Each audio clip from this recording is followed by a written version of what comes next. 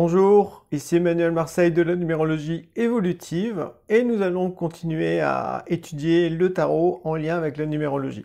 Donc vous avez été plusieurs à me demander quand est-ce que cette vidéo arrive, quand est-ce qu'elles arrivent, voilà, donc ça a pris du temps, désolé. Des fois, on ne se sent pas trop prêt pour aborder certains sujets, donc là c'est bon, je me suis bien plongé dedans. Donc je vais tâcher de faire 3 vidéos pour boucler le lien entre les lames majeures du tarot et la numérologie, et bien rapidement. Donc sachez que dans ma première vidéo, j'ai abordé l'histoire un peu du tarot ainsi que certaines données de base en lien avec les tarots et la numérologie. Donc je ne vais pas les répéter, donc je vous invite à voir cette vidéo si vous ne l'avez pas fait. Ça sera assez instructif. Donc là, on va directement rentrer dans le vif du sujet, puis donc aborder 4 lames majeures, la force, le pendu, l'arcane sans nom et la tempérance. Donc commençons tout de suite avec la force. Donc c'est une lame particulière, dans le sens où il y a plusieurs choses qui peuvent nous interpeller. Il y a tout d'abord le fait qu'elle n'a pas de sol. Contrairement aux autres personnages du tarot, la force est dans le vide. Ensuite, quand on regarde son pied, elle a 7 orteils. Donc ça veut dire qu'on est au-delà de l'aspect humain terrestre habituel. Et puis quand on regarde son visage, on voit qu'elle porte un masque. Le masque au fond de la personnalité. Donc ça signifie que l'esprit est présent, conscient à l'intérieur de la personnalité. Donc il y a une sorte de décollement. Donc c'est intéressant. Donc ça veut dire que cette lame, la force, montre quelque chose d'intangible, mais en même temps de très précis. Alors, son symbolisme montre vraiment la notion de maîtrise de la nature animale. Donc maîtrise, on va dire, des instincts en soi. Donc grâce à quoi? Grâce à du discernement, grâce à la conscience de soi en tant qu'esprit, grâce à une certaine droiture, une certaine sincérité. Donc c'est une lame qui invite vraiment, qui montre vraiment la notion de courage, de force intérieure, de puissance aussi de manifestation, comme si c'est une invitation à comme transmuter ces énergies animales instinctives en créativité, une notion comme ça vraiment de maîtriser le processus. Donc c'est une lame aussi, on sent qu'il y a une notion de persévérance, de détermination, c'est que ça peut durer dans le temps. Donc faut pas baisser les bras, c'est vraiment une lame justement du courage qui dure justement le temps nécessaire à la transformation d'un aspect négatif en soi. Donc il y a vraiment une notion à la fois de résistance au mal, puis de transmutation de certaines énergies. Aussi d'invincibilité. Cette carte montre vraiment la notion de très grande force intérieure. Donc ça m'évoque tout de suite bien sûr l'aspect Jedi, que la force saute avec vous. Donc il y a une notion comme ça de percevoir à la fois la force en soi, puis la force qui nous enveloppe autour de nous, c'est-à-dire l'énergie spirituelle. Lorsque cette lame n'est pas bien vécue, ça bascule plutôt dans l'abus de pouvoir, dans la violence, dans l'agressivité, dans l'entêtement aussi. On reste attaché à ses idées, on n'est pas capable de prendre de la hauteur, et donc c'est la partie animale instinctive en soi qui prend le dessus. Donc on peut aussi subir des excès, des passions dévorantes. Il y a une notion comme ça on maîtrise plus rien. Donc si on va dire c'est l'animal à ce moment-là qui terrasse l'être intérieur. Voilà, retenez qu'il y a vraiment une notion de combat et puis que chaque chose soit à sa place. La nature animale doit être vers le bas, elle doit être maîtrisée, il faut l'utiliser à bon escient, mais en même temps il faut se sentir avant tout un esprit. D'ailleurs cette carte ça évoque beaucoup, on va dire, l'imagination de Saint-Michel qui terrasse le dragon.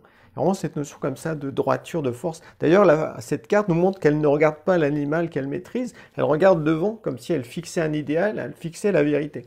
Donc c'est une lame très forte en symbolisme. En numérologie, le nombre 11, déjà ça ne s'écrit pas en chiffres romains, donc c'est pour ça qu'il faut vraiment faire le distinguo. Parce qu'en fait, dans les lames du tarot, par rapport au nombre, des fois il y a des similitudes, mais parfois il y a vraiment de grosses différences, et des fois ça n'a rien à voir. D'où l'importance de ne pas, au fond, tout de suite faire des amalgames, parce que c'est un nombre, mais en fait là non. Au niveau des lames du tarot, c'est écrit en chiffres romains, et l'ensemble des lames montre un processus d'évolution très important, alors que les nombres en eux-mêmes, ils évoquent autre chose. Donc le nombre 11 en numérologie. Donc le 11 c'est quoi? C'est avant tout une transmutation du 2. On est passé à un niveau supérieur. Donc ça signifie qu'on n'est plus dans l'aspect affectif, on n'est plus dans des relations classiques, ordinaires, mais plutôt dans une relation qui s'est comme verticalisée, donc c'est-à-dire qui est reliée plutôt au monde spirituel ou à l'ange gardien. Donc le 11, il invite beaucoup comme ça à cultiver la méditation, le travail sur soi, à évoluer spirituellement parlant, pour entrer en contact avec le monde spirituel de façon beaucoup plus consciente et pour collaborer justement au futur. Donc tous ces aspects-là, en fait, sont très différents de la carte de la force. Par contre, il y a de nombreux points communs, comme effectivement la force intérieure, la radicalité, la sincérité, de faire preuve de discernement, de ne pas faire de compromis. Il y a une notion comme ça de droiture morale intérieure, et bien sûr aussi avec le 11, il y a le fait de saisir son esprit qu'il en est au plus profond de soi. Alors c'est progressif, mais en tout cas il y a une notion comme ça d'être comme décollé de sa personnalité, de son masque en fait, voilà, ou de sa nature animale. Une notion comme ça de décollement, de désidentification. Sinon, en numérologie, le 11, c'est aussi le symbole, en fait, on va dire, ça touche beaucoup le futur, et donc la fraternité. C'est comme si on passait des relations classiques, ordinaires, affectives, à des relations autour d'un idéal, avec des valeurs spirituelles, donc d'où la fraternité. Et puis la notion aussi de guidance. Le nombre 11 montre que l'on peut être amené à donner de sages conseils aux gens, à guider certaines personnes, entendons-nous bien, sans les prendre en charge et sans jouer au gourou. Voilà. Parce que le danger justement du 11, eh bien, ça va être de se sentir vraiment supérieur aux autres, de faire preuve d'un côté élitiste, donc de s'illusionner aussi sur son compte. Donc il peut y avoir pas mal de manipulations en négatif avec le nombre 11. Et puis une sorte aussi de soumission à une autorité invisible. Donc on retrouve beaucoup ça, on va dire, pour des gens qui ont des capacités médiumniques. Il y a souvent, quand on regarde leur hexagone en numérologie, au niveau des lettres, hein, de l'identité, eh bien, on se rend compte souvent elles ont des 11. Donc ça veut dire qu'elles ramènent du passé certaines capacités pour percevoir l'invisible, mais elles doivent faire l'effort. En tout cas, c'est peut-être votre cas aussi, vous devez faire l'effort de penser davantage et de ne pas en rester au niveau du ressenti ou des flashs ou des messages que vous entendez, parce que bien souvent, eh bien, on peut avoir tendance à prendre ça pour argent comptant, comme si c'était la vérité, mais en fait non. Le 11, justement, il invite à faire preuve de grand discernement et donc à mûrir justement les perceptions spirituelles, invisibles ou psychiques, astrales, pour percevoir si elles sont justes ou pas. Parce qu'il y a beaucoup d'illusions aussi, hein. Le monde astral, c'est le monde du rêve. Donc si on ne pense pas, on ne peut pas s'élever au niveau mental, on va en rester au niveau astral. Donc le monde astral, c'est le monde des rêves, des images, tout ça. Dedans, il y en a qui sont vrais, mais il y en a aussi qui sont illusoires, donc il faut faire preuve de discernement et d'appréciation.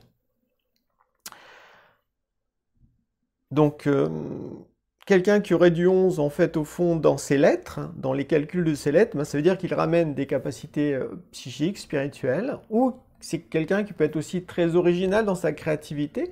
Donc il a le besoin comme ça, bien sûr, de développer tous ses potentiels, de les offrir au fond aux autres, mais il y a toujours cette notion de attention à l'orgueil, et puis de faire preuve de discernement et d'humilité. Donc ça, c'est vraiment vital pour le nombre 11. On passe maintenant au pendu, voilà. Donc le pendu, de par sa carte, nous montre nous sommes invités à effectuer un retournement. Voilà. Il faut voir les choses autrement. Donc une notion comme ça de changer de point de vue, de s'ouvrir à autre chose. Et donc c'est une carte qui invite à observer, à prendre son temps, justement. Parce que d'ailleurs, dans cette situation, dans cette position, on ne peut pas faire grand-chose physiquement. Donc ça veut dire que c'est plutôt une carte qui invite à la réflexion, qui invite à essayer d'aborder la situation ou même l'image que l'on a de soi avec un autre point de vue, voilà, pour s'ouvrir à autre chose. Donc c'est une carte qui invite beaucoup à se détacher des apparences matérielles pour chercher l'essentiel. Voilà. Au-delà de l'aspect visible, quel est le message réel qu'une certaine situation nous demande de comprendre. Une notion comme ça de décryptage. Donc bien sûr, c'est une invitation aussi à la méditation, à la solitude intérieure, le fait de rentrer en soi pour vraiment effectuer une sorte de retournement de la pensée, comme si on arrête de penser que les aspects matériels, mais on va se mettre à penser à des aspects spirituels, ça peut être des idéaux, ça peut être des connaissances, ça peut être des vertus. Donc c'est une carte aussi qui invite à nous dire lâche tes anciennes références, sois vulnérable, voilà, tu maîtrises pas tout, donc essaye de t'ouvrir à l'inconnu, prends du recul et puis accepte que voilà, ça peut prendre un peu de temps, donc c'est aussi une carte qui invite au ralentissement, comme si ça peut aussi montrer certains retards. Donc, accepter, en fait, au fond, la situation et changer de regard. Ça va être ça, on va dire, peut-être les maîtres mots, besoin de retournement. En négatif, cette carte, eh bien, elle nous montre de la passivité, l'incapacité à faire des choses concrètement. D'ailleurs, on peut même se sentir pieds et poings liés. D'ailleurs, ce qui est intéressant, c'est quand on regarde la carte, en fait, le pied, ben, en fait, la corde ne l'entoure pas. Donc, c'est bien que ça se passe vraiment à l'intérieur de soi. Donc, ça veut dire que cette carte peut nous montrer qu'on est prisonnier de certains conditionnements, de certaines croyances, de certaines limites, et on a l'impression qu'on ne peut pas s'en sortir. D'où l'importance, au fond, de changer d'état d'esprit pour trouver une solution. Donc c'est une carte non négative qui montre voilà, qu'on peut être vraiment dans l'incompréhension totale face à une situation, et donc on se sent carrément bloqué. En numérologie, le nombre 12, donc il faut l'interpréter de deux manières. Ça dépend si ce nombre apparaît dans les calculs de votre identité ou dans les calculs de la date de naissance. Parce qu'en fait, quand on tire une carte de tarot, c'est toujours par rapport à soi, par rapport à une situation.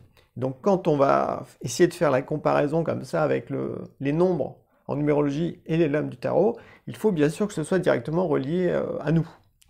Donc le 12, quand il apparaît dans les calculs des lettres, donc montre certains travers. Voilà. Donc le 1, c'est quoi? Ça montre un excès par rapport à l'énergie du 2, donc par rapport au 2. Donc qu'est-ce que ça veut dire quand quelqu'un a du 12 dans les calculs de son identité? Eh bien, ça signifie qu'il est généralement très affectif, qu'il peut être très possessif, beaucoup d'émotions qui peuvent jaillir facilement. Quelqu'un aussi qui cherche sa prise en charge, soit il va prendre en charge les autres, ou soit il va se faire prendre en charge, mais dans les deux cas de figure, cette personne, elle pourrait avoir tendance à fuir la solitude, comme si elle voulait surtout pas se retrouver seule. Donc le 12 montre ça en problématique, et donc bien souvent les gens qui sont hyper affectifs eh bien, peuvent aussi être semeurs de troubles, c'est-à-dire que quand ils veulent s'attacher à certaines personnes, eh bien ils vont dire du mal d'autres personnes, que ceux à qui ils veulent s'attacher, ces gens-là n'apprécient pas certaines personnes. Donc ils vont dire du mal comme pour s'attacher à d'autres, vous voyez, un côté comme ça. Donc ça peut durer un temps, jusqu'à temps que les gens concernés se rendent compte de la duperie.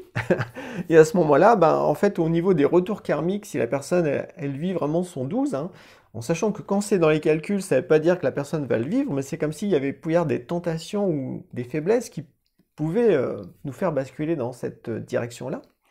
Eh bien, le 12, quand il est malheureusement vécu trop, eh bien, il y a des retours karmiques, et ces retours karmiques, ça se manifeste par des dépossessions, par le fait d'être abandonné, ou le fait de perdre un amour, même de perdre certains objets auxquels on tenait effectivement très fort, comme si, même financièrement, on peut être, on va dire, comme dépossédé de certaines choses, pour nous montrer justement qu'il faut qu'on arrête d'être trop possessif. Donc la solution pour éviter d'en arriver là, eh bien, c'est de vraiment cultiver le respect relationnel face aux autres. C'est aussi le fait de cultiver l'autonomie. Être autonome ne dépend de personne, donc c'est valable financièrement, c'est valable sentimentalement, c'est valable au niveau des idées. C'est-à-dire qu'il faut aussi penser par soi-même, réfléchir, et arrêter de suivre tout de suite les avis des uns des autres pour ne pas être seul. Donc ça nécessite aussi d'accepter les différences. Voilà, on n'est pas tous pareils, donc il faut plutôt faire preuve de tolérance et de respect, plutôt que de chercher la zizanie pour créer des clans et mieux s'attacher à certaines personnes.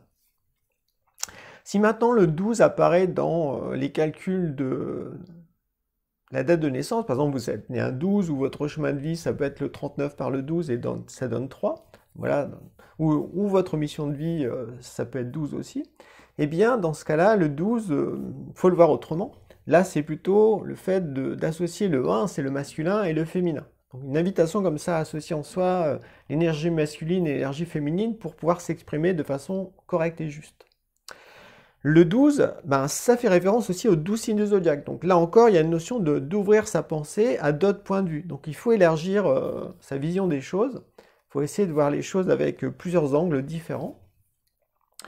Il y a le fait aussi, le 1 c'est j'individualise, c'est quoi? Et le 2, mon comportement relationnel. Donc de façon à ne pas reproduire le schéma parental ou éducatif, tout ça, mais au contraire d'être le plus authentique possible, eh bien, quand on rencontre quelqu'un. On peut aussi individualiser chaque relation importante dans sa vie pour la vivre de façon unique. Donc ça, c'est vraiment relié au 12. Et puis, il y a le fait de trouver une sorte de nouvel équilibre dans sa vie à chaque fois que l'on a passé un cap important. Il faut comme reposer des bases, pas faire référence tout de suite, vouloir comme reposer le passé, mais essayer de voir voilà, qu'est-ce qu'il faut équilibrer, qu'est-ce qu'il faut garder, qu'est-ce qu'il faut lâcher, et voilà, qu'est-ce qu'il faut mettre en place de nouveau. Donc tout ça, c'est relié au nombre 12.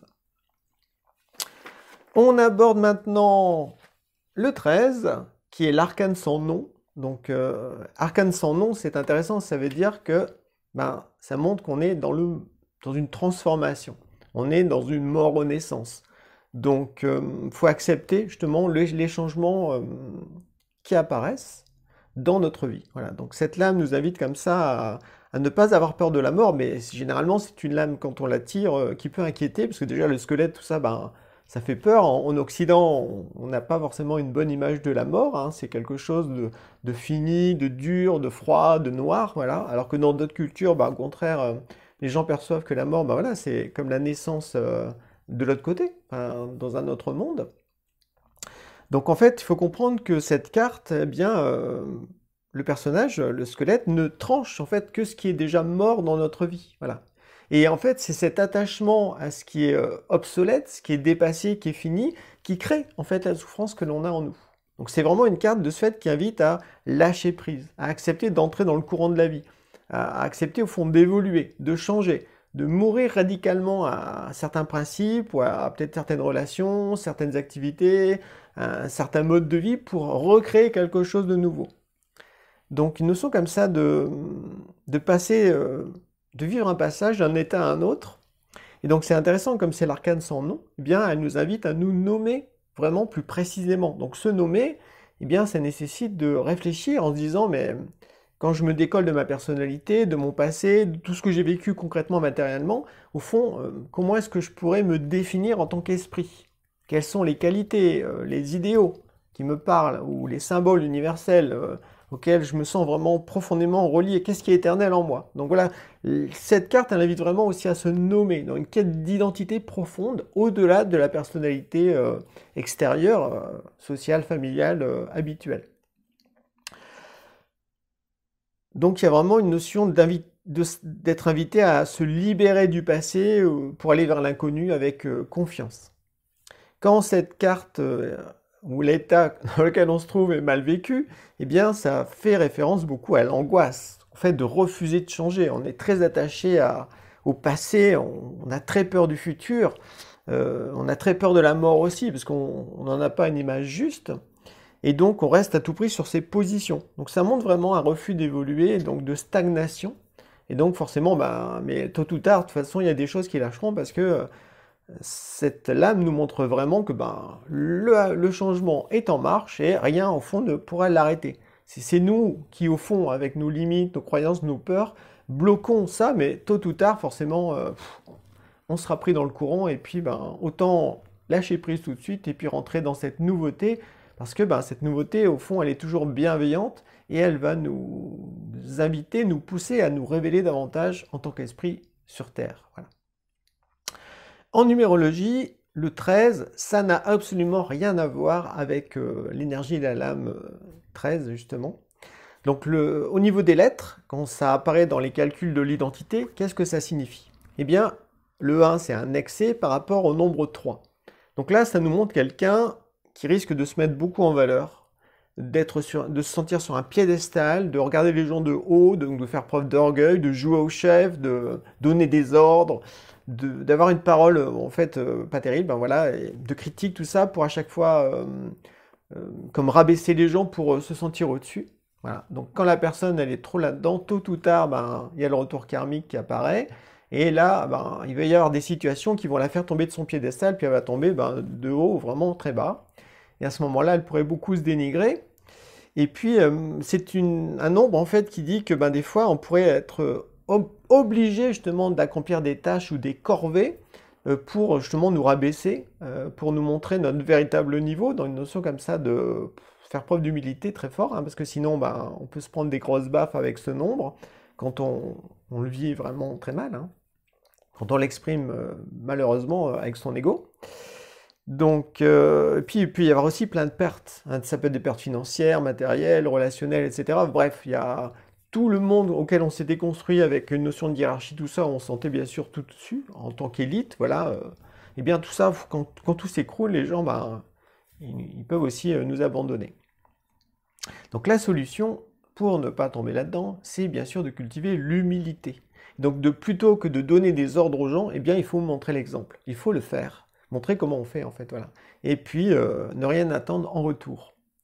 Il y a aussi le fait de vraiment faire attention à sa parole, de façon à ce qu'elle soit vraie, elle soit essentielle et bienveillante. Une notion comme ça de réfléchir vraiment avant de parler, pour essayer de percevoir l'impact que nos paroles ont sur les gens à qui on s'adresse.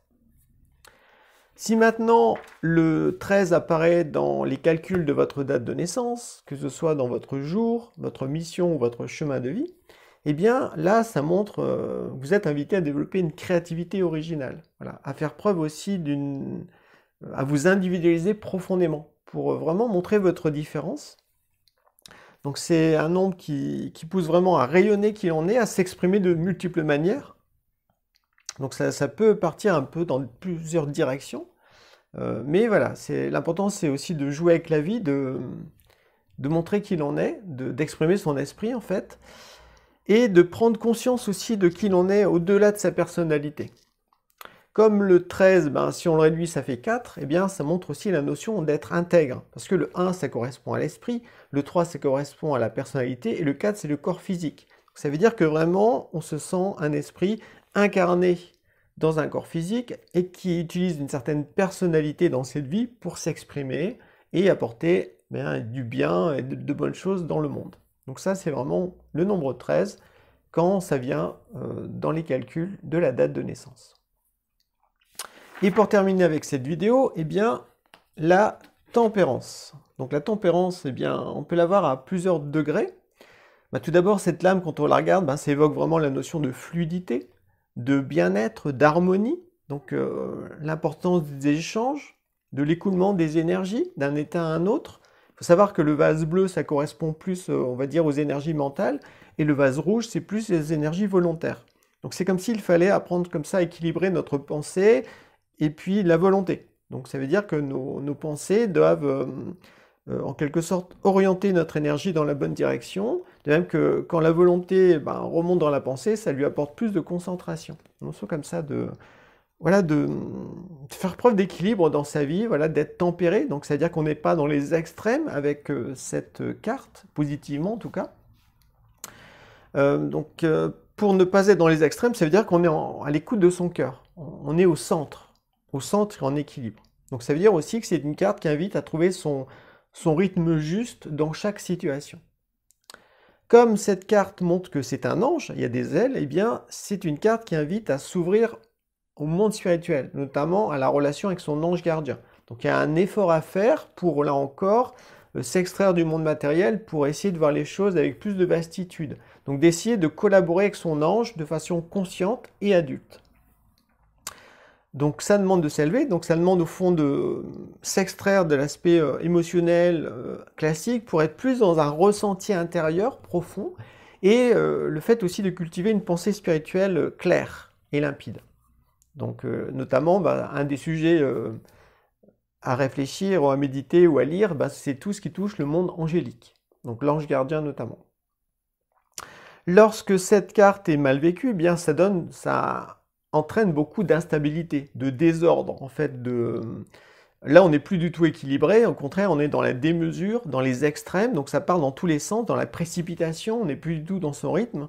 Ça entraîne des problèmes de communication, d'échange, on maîtrise plus rien, puis il y a beaucoup d'émotions bref, la pensée est noyée, et donc c'est un peu le bazar en fait en soi. Donc il y a une sorte de grand déséquilibre aussi, donc qui peut aussi s'installer entre comment on vit notre vie à l'extérieur.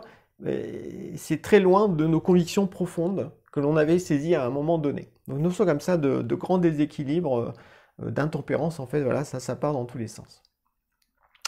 En numérologie, le nombre 14 n'est pas non plus relié à cette vibration de la lame de la tempérance. Au niveau des lettres, quand ça apparaît dans les calculs de l'identité, donc le 14 montre 1, c'est l'excès par rapport au nombre 4. Donc là, ça nous donne quelqu'un qui est très dogmatique, à cheval sur des principes critiques, où tout est en case, donc ascétique aussi, dur ou froid dans ses relations. Quelqu'un qui veut aussi tout contrôler, qui veut contrôler sa vie, qui veut contrôler la vie des autres, parce qu'il a très peur de l'inconnu, il a très peur de la mort au fond. Aussi quelqu'un qui refuse de se remettre en question, donc qui est comme bétonné dans ses certitudes, dans ses croyances, dans ses limites, et puis qui peuvent aussi faire preuve d'avarice, en fait, qui veut rien donner. Donc quand la personne, elle manifeste ça de façon trop forte, les retours karmiques qui s'en suivent, eh bien ça se joue beaucoup, ça peut beaucoup toucher le corps physique ou en fait des choses très matérielles, parce que le 4 ça touche le corps et la matière. Donc il peut y avoir des maladies graves qui se déclarent, ou des accidents, ou des pertes matérielles, un incendie au niveau d'une maison, enfin des trucs comme ça, ou des pertes financières. Bref, ce que la personne avait comme construit matériellement pour se sécuriser, c'est comme si ça pouvait... c'était trop anguleux en fait, donc ça pouvait casser. Voilà, donc notion comme ça de perdre des choses et d'être touché presque des fois physiquement dans son corps, tout ça. Et donc pour ne pas en arriver là, c'est très important, quand on a du 14 dans ses calculs d'identité, de cultiver la souplesse face à la vie, d'être plus respectueux aussi au niveau relationnel, d'accepter les différences, que tout le monde ne pense pas comme nous, que chacun a sa propre conception de la vie. Et puis donc de beaucoup se relier à la nature, parce qu'en fait la nature, ok, c'est matériel, mais en même temps c'est vivant. Donc plus la personne va en nature, sur le bord de mer, en montagne, dans une forêt, s'adosse à un arbre, observe les animaux, tout ça, ça apporte un apaisement intérieur, une souplesse aussi psychologique, psychique, ce qui fait que la personne se sent plus en sécurité, voilà, et donc elle peut mieux appréhender les expériences de la vie et ne plus avoir peur dès que ça sort de son cadre en fait. Si maintenant le 14 apparaît dans les calculs de la date de naissance, donc que ce soit le jour de naissance, la mission de vie ou le chemin de vie, eh bien là ça veut dire que c'est une invitation à cultiver son indépendance professionnelle. Voilà. C'est aussi une invitation à manifester ses idées, à leur donner un corps, une forme, voilà, et puis bien sûr après à en être responsable. Donc c'est un nom qui invite aussi à se sentir un esprit incarné dans un corps. Notion comme ça de relier la terre au ciel. C'est un nom qui invite aussi à faire preuve de concentration. Il faut se concentrer sur vraiment l'essentiel, il faut éviter de partir dans tous les sens. Agir aussi en accord avec la nature, hein, ça va dans le sens de se relier à la nature, de la respecter, parce que notre corps, en fait, c'est la nature qui nous l'a donné, donc notion comme ça d'être dans la gratitude, par rapport aussi à ce que l'on a matériellement, ou par rapport à ce que l'on peut vivre concrètement dans sa vie, eh bien, être dans la gratitude.